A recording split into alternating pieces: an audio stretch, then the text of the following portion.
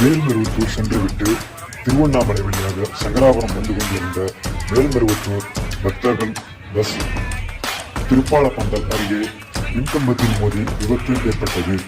இந்த விபத்து நள்ளிரவில் ஏற்பட்டதால் அங்கு பெரும் பரபரப்பு ஏற்பட்டது.